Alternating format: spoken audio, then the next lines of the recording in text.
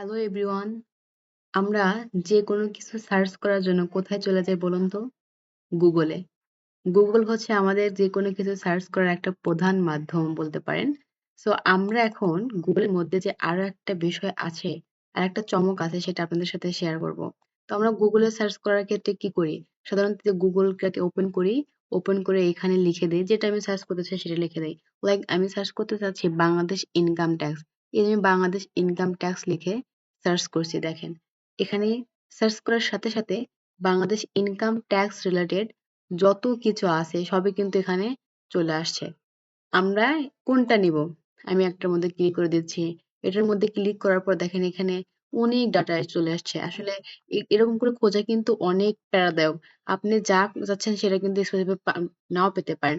So আমরা কিন্তু আরো একটা বিষয় এখান থেকে দেখতে পারি। চলুন দেখে নেওয়া যাক। আমরা এই গুগলের মধ্যেই থাকবো। থাকার পরে এই গুগলের মধ্যে আমরা আরো একটা জিনিস লিখে দেব। সেটা হচ্ছে গুগল স্কলার। গুগল স্কলার লেখার পরে এখানে একটা গুগল স্কলারের কিন্তু লিঙ্ক চলে আসছে। এই যে গুগল স্কলারের লিঙ্কটা, লিঙ্কের মধ্যে আমরা চলে যাব।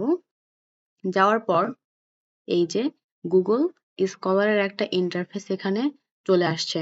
সো এখানে যদি আপনারা স্পেসিফিক কোনো কিছু লিখে দেন, সেটার লেখা কিন্তু আপনারা পেয়ে যাবেন। আর একটা বিষয় এখানে দুইটা দেখেন অপশন দেখাচ্ছে, একটা হচ্ছে আর্টিকলস আর একটা হচ্ছে কেস ল।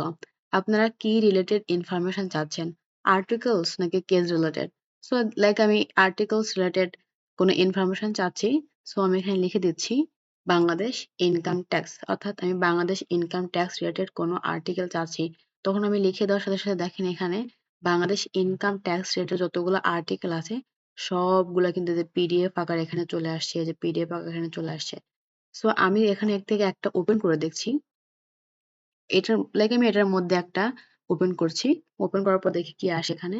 এই দেখুন এখানে ইনকাম ট্যাক্স রেটেড একটা আর্টিকেল কেউ লিখেছে বা বানিয়েছে, সেটা হচ্ছে এখানে দেখাচ্ছে। এবং আপনারা চাইলে কিন্তু এভাবে খুব সহজেই গুগলের মধ্যে যেয়ে গুগল স্কলার্সে সার্চ করে আপনাদের পছন্দ মতো যেকোনো আর্টিকেল পড়তে পারেন। আশা করি আপনারা গুগল স্কলার এবং গুগলের মধ্যে পার্থক্যটা বুঝতে পেরেছেন। আপনাদের যদি ভিডিওটা ভালো লাগে অবশ্যই লাইক, কমেন্ট, শেয়ার এবং সাবস্ক্রাইব করে দিবেন।